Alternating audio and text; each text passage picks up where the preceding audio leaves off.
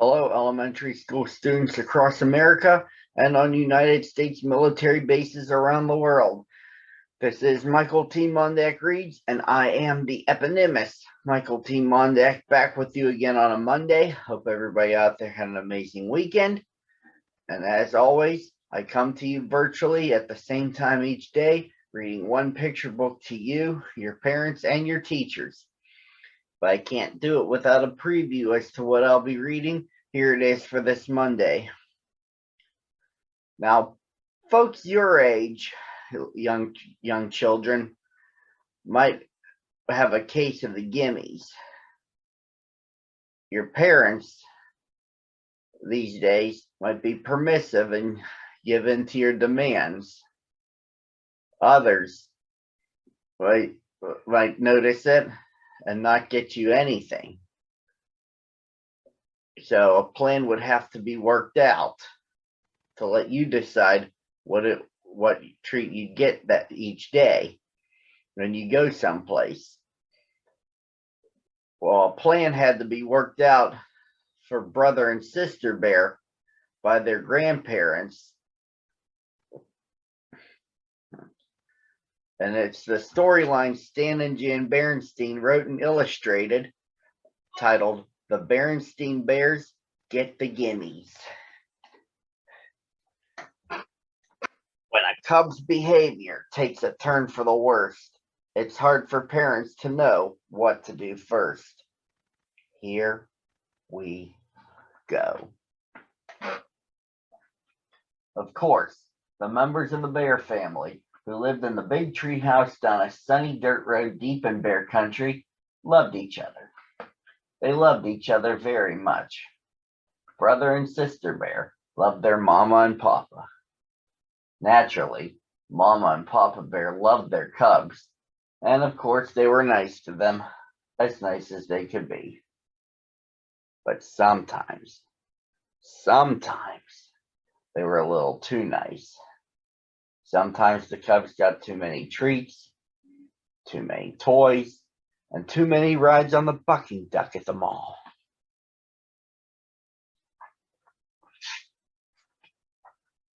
Well, maybe that's why Brother and Sister Bear got the Gimmies. Or maybe it was because there were treats, toys, and fun things to do wherever they looked. At the supermarket, at the mall, and just about every which where. Maybe that was why they began making a fuss to get what they wanted, especially at the supermarket checkout, where there were always stacks and stacks of candy and other goodies. Now, cubs, Mama Bear said as the family got into the checkout line and saw that the old gimme gleam in their eyes. We can't have a big fuss every time we pass candy. I simply won't stand for it. But Mama, for your one sister, they have gummy gumballs. Those are my favorite. And chewy chompers. Those are my favorite. Whined Brother. Now hush, said Mama. I simply won't listen to another word. That's when Papa Bear smiled and said, now, Mama, you're only young once, and handed the cubs their favorite treats. It's only too true, said Mama as they were leaving the supermarket, that you're only young once. But that's all the more reason to learn proper behavior while you're still young. And I certainly think, look, shouted Sister, a new ride. Hey, a bucking frog, shouted Brother. That looks even better than the bucking duck. May we ride it, please? May we? May we? Please?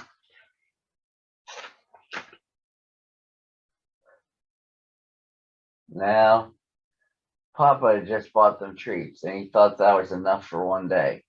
But the cubs made such a fuss that he sighed, dug into his pocket, and put some money in the slot. Papa looked at Mama and shrugged. Cubs will be cubs, he said.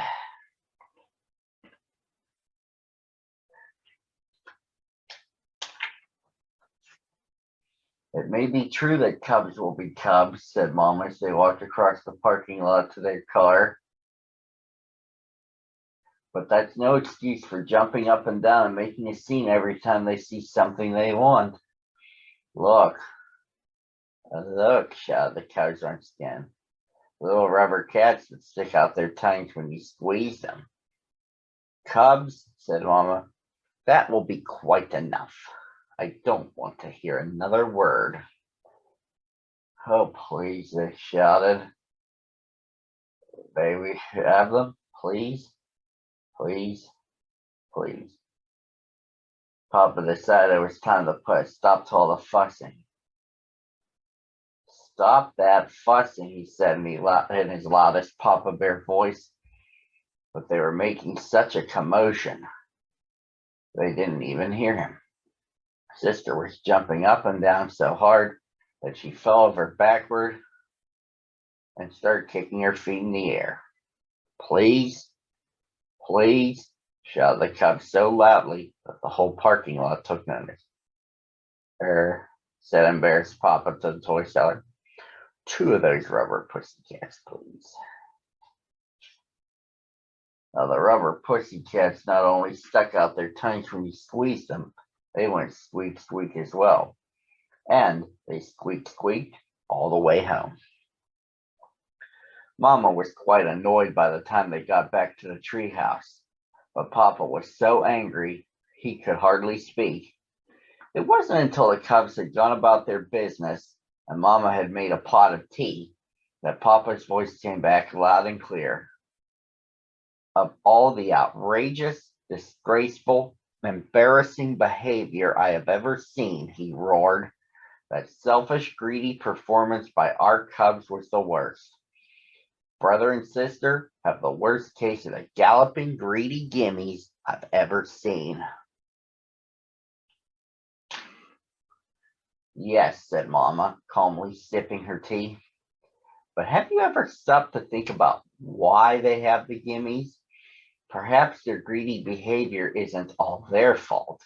Perhaps it's partly our fault for giving in every time they make a fuss.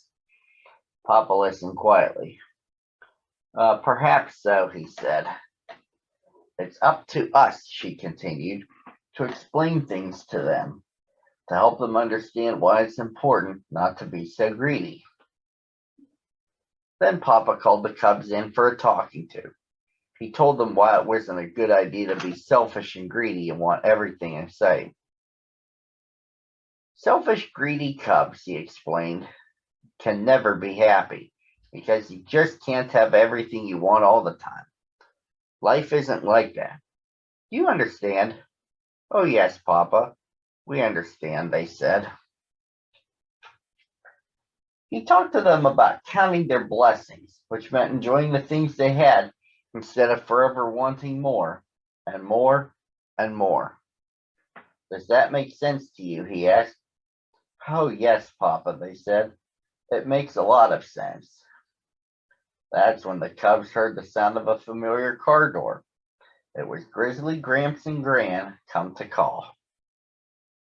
Brother and sister ran to open the front door, and as Gramps and Gran came up the steps, they made the biggest fuss yet. What'd you bring me? They screamed. What'd you bring me? What'd you bring me? That did it.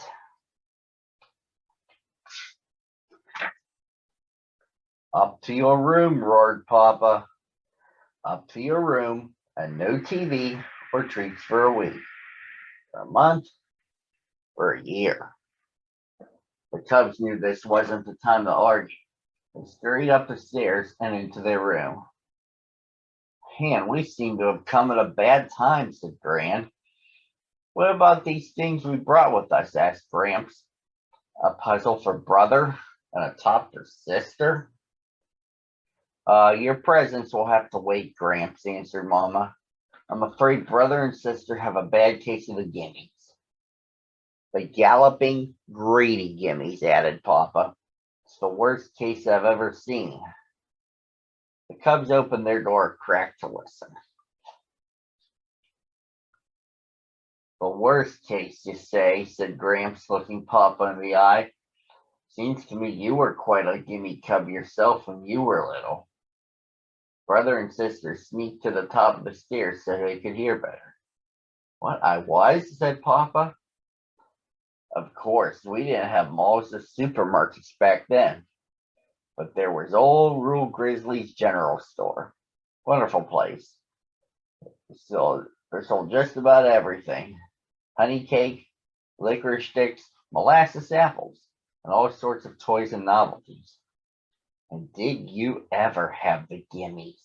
Did you ever? You wanted everything in sight. Downright embarrassing. Why, it got so bad we couldn't go there anymore. So, we worked out a deal, said Gran. When it came time for a trip to the general store, we had you decide on a treat ahead of time. It could be a sweet, a toy, or a book. And that was it for the day. Right, said Gramps. And if you came down with the Gimmies, we went right home and you got nothing. That sounds like a pretty good plan to me, said Mama. Me too, said Papa. The cubs tiptoed back to their room. Sounded okay to them, too.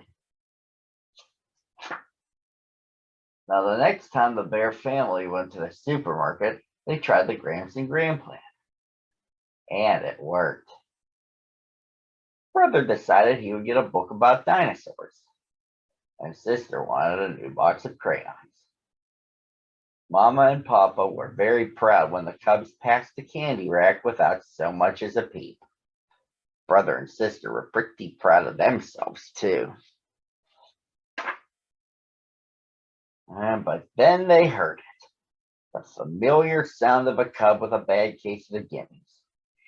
The kicking, screaming cub was just behind them in the checkout line. You never heard such a fuss. And what outrageous, disgraceful, embarrassing behavior, said sister. May we leave? Yeah, said brother. Let's get out of here. And that's how brother and sister Bear got rid of a pretty bad case of the galloping greedy Gimmies. And that, boys and girls, is where the story comes to its conclusion. Join me again tomorrow at the same time on the same channel where I'll read another picture book to you, your teachers, and your students. Bye-bye for now.